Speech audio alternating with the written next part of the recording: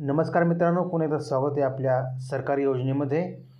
लाडक्या बहिणींना डिसेंबरचा हप्ता जमा झाला आणि त्यातच लगेचच एक खुशखबर आली. जानेवारीचा हप्ता देखील सुरू झाला आहे. जानेवारीच्या हप्त्याविषयी गोड बातमी स्वतः महिला व बालकल्याण विकास मंत्री आदिती तटकरे यांनी दिलेली आहे. पण देखील पुढचा हप्ता कधी येणार, डिसेंबरचा म्हणजेच या महिन्याच्या अखेरीस जानेवारी महिन्याचा सुद्धा हप्ता त्यांच्यापर्यंत पोहोचेल. जानेवारीचा हप्ता देखील सुरू झाला आहे. जानेवारीच्या हप्त्याविषयी गोड बातमी स्वतः महिला व बालकल्याण विकास मंत्री आदिती तटकरे यांनी दिलेली आहे. कोणत्या बहिणींना जानेवारीचा हप्ता येणार आणि कोणत्या बहिणींना येणार नाही, कोणत्या जिल्ह्यात, हे कोणते जिल्हे निवडलेले आहेत, पैसे लगेच सुरू होत आहे पहा. कारण की आता तुमच्या जिल्ह्याचं नाव यात आहे का, पडताळणीचे निकष काय आहेत, त्यावेळी विषय एकदा समजून घ्या. पण त्याआधी त्या काय म्हणाल्या पडताळणीबाबत हे तर तुम्हाला लावून दाखवणारच आहोत. क्लिअर कट तुम्ही जाणून घ्या.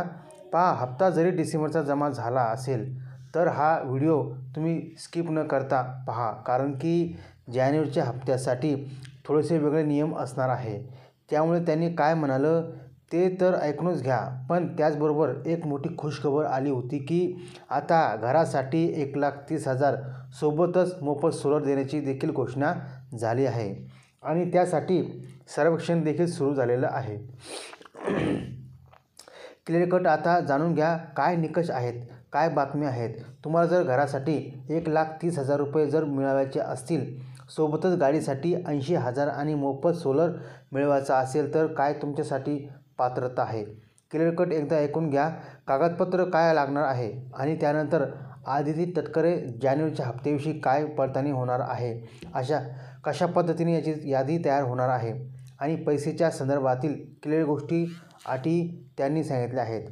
एकदा आपण जाणून घेऊ आणि लास्टला बँक खातं कशा पद्धतीने तुमचं चालेल ते चेक करायचं आहे. पहा, 1,30,000 मिळवण्यासाठी काय करायचं. कारण की पहा, आता लगेच जे हप्ते सुरू होत आहे, पडताळणी सुरू झाली, सर्वेक्षण सुरू झालेलं आहे. लाडकी बहीण योजनेचा हप्ता आला, 6वा हप्ता आला, 7व्या हप्त्याची घोषणा झाली. त्यासाठी एक विशेष पडताळणी होणार आहे. 2,34,00,000 महिलांचा समावेश झाला होता.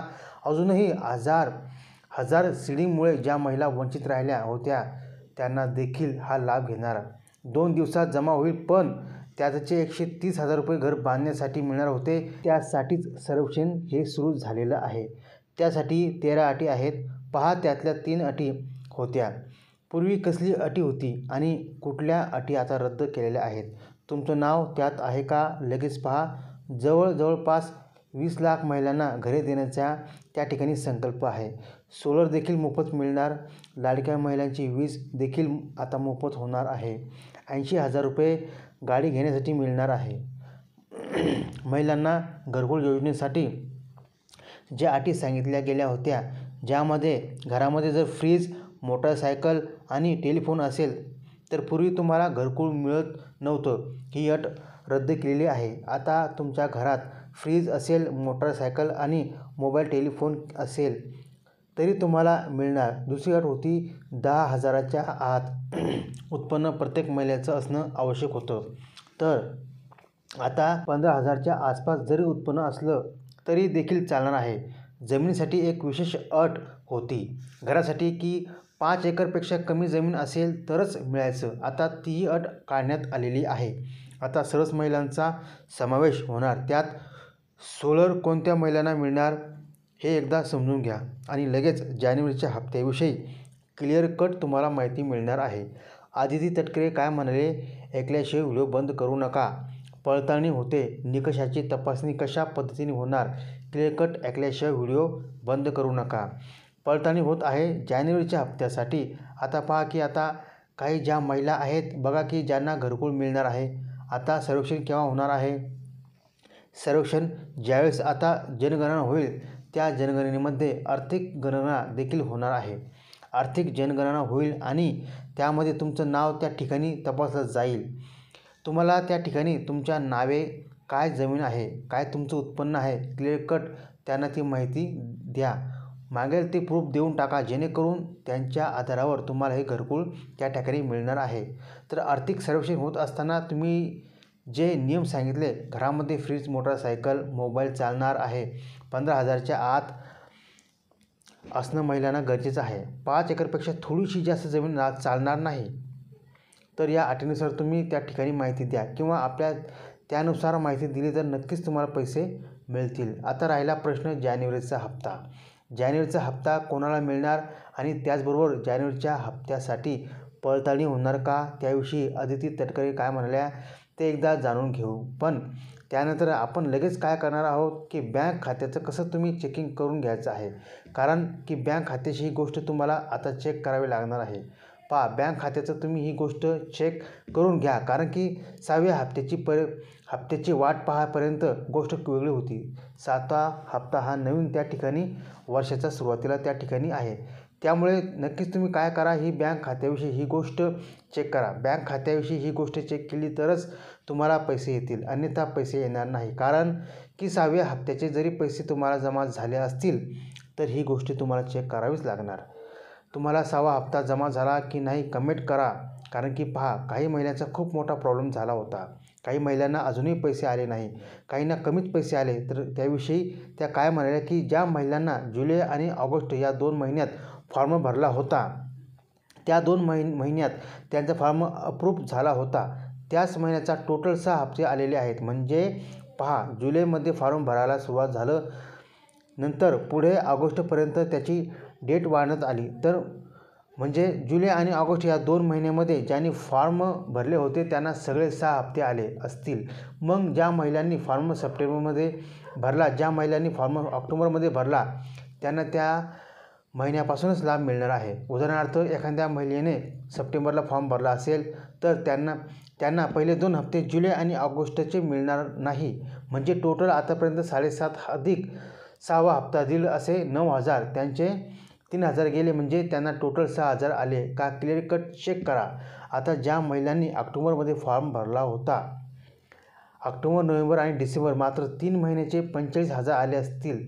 त्यामुळे पैसे कमी जास्त आले असतील तर गलत करू नका. तुम्ही कोणत्या महिन्यामध्ये फॉर्म भरला होता. आता जरी काहींनी जुलै ऑगस्टमध्ये फॉर्म भरला, पण तो अप्रूव्ह जर सप्टेंबरमध्ये झाला असेल, मंजूर जर सप्टेंबरमध्ये झाला असेल कागदपत्राच्या कमतरतेमुळे, तर त्यांना तिथून पुढेच पैसे मिळणार आहे, अशी माहिती देखील त्यांनी दिलेली आहे. त्यामुळे काहींना कमी जास्त पैसे आले असतील तर त्यांनी कधी फॉर्म अप्रूव्ह झाला होता हे एकदा चेक करा, आणि त्यामुळे त्यांना कमी पैसे आले असतील असं त्या ठिकाणी आपण म्हणू शकतो. आता राहिला प्रश्न जानेवारीचा हप्ता आणि ज्यांना पैसे आले त्यांनी त्यांच्याविषयीची माहिती तर क्लिअर लक्षात घ्या.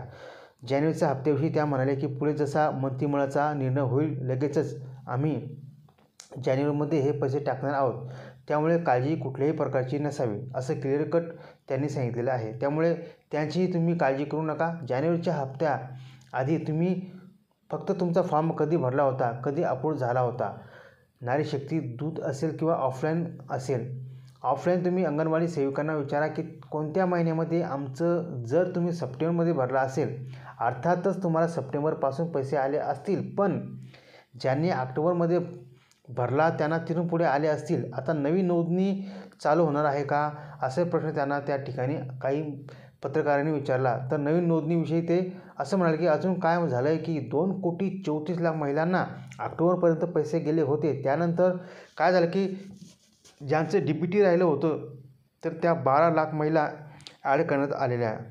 डिसेंबरचा हप्ता देण्यात आधी म्हणजे 2,34,00,000 अधिक 12,00,000 म्हणजे जवळपास 2,40,000, म्हणजे जवळपास 2.5 कोटीच्या आसपास महिलांना तसाही लाभ आता वितरित झालेला आहे. आणि एक कल्याण विभाग एक विभाग म्हणून 2.5 कोटी महिलांचं आमचं उद्दिष्ट होतं. ते बऱ्यापैकी त्यांचं असं म्हणणं आलं की 99% क्लिअर झालेलं आहे. पण तरी जर मंत्रिमंडळाचा निर्णय झाला तर महिलांना यामध्ये वाढू शकतात, असं देखील त्या स्पष्टपणे बोलल्या आहेत. आता राहिला प्रश्न तुम्हाला, आता ज्यांनी पैसे आलेच नाही त्यांना पैसे येणार का, त्यांचा काय प्रॉब्लेम असेल. आता ज्यांनी अजूनही पैसे आले नाही तर त्यांनी ही गोष्ट माझं तातडीने चेक करा. ती चेक केल्याशिवाय तुम्ही व्हिडिओ बंद करू नका. अजूनही पैसे आले नसतील तर तुमचा गॅरंटेड बँकेचा प्रॉब्लेम आहे.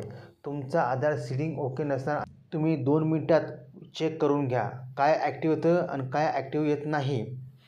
आणि मला कमेंट करून सांगा. कुठल्या बँकेचं खातं आहे जोडलेलं ते तुम्हाला कळेल आणि त्यावरून तुम्हाला माहिती मिळेल, तर नक्कीच कमेंट करा. पण चेक करा नक्की. आता इथून पुढे कसं चेक करायचं ते तुम्हाला समजणार आहे. तुम्हाला 1-2 वेळेस मी सांगितलं पण आहे, पण आता तुम्हाला मी सविस्तर मोबाईलमध्ये सांगणार आहे की कसं करायचं म्हणून. सर्वात पहिले तुमच्या मोबाईलमध्ये क्रोम ब्राउझर असेल, त्याच्यावरती टाकायचं माय आधार. माय आधार टाकलं की फर्स्टवाली जी लिंक असेल माय आधार, तिला ओपन करा. त्याच्यावर क्लिक करायचं आणि तिला ओपन करायचं. ओपन केल्यावरती इथं वेलकम टू माय आधार असं लिहिलेलं असेल. अंगठ्याच्या खाली लॉग इन लिहिलं आहे, त्याला क्लिक करा. त्याच्यानंतर इंटर आधार नंबर, इथं तुमचा आधार नंबर टाका. आधार नंबर टाकला की खाली इंटर कॅप्चा आहे. कॅप्चामध्ये जर समजत नसेल तर त्याला इथं बाजूला रिफ्रेश करा. रिफ्रेश केलं की नंतर खाली लॉग इन विथ OTP करायचं. लॉग इन विथ OTP केल्याबरोबर लगेच तुम्हाला एक SMS येईल.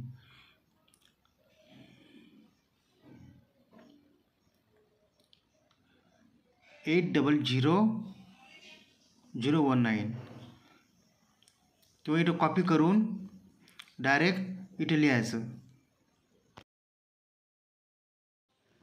नंतर लॉग इन करायचं. लॉग इन झाल्यावर असा पेज उघडेल.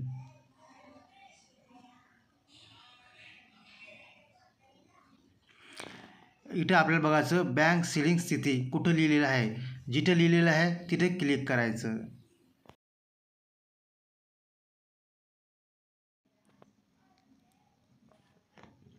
Congratulation, your Aadhaar bank mapping has been done असं लिहिलेलं आलं की समजा तुमचं बँक खातं ओके आहे, सक्रिय आहे. बघा फर्स्टमध्ये काय आधार कार्ड नंबर, तुमचे लास्ट 4 अंक दिसेल. त्यानंतर बँकेचे नाव दिसेल तुम्हाला, औरंगाबाद डिस्ट्रिक्ट, तुमचं कोणतं बी असू शकतं त्याच्यामध्ये.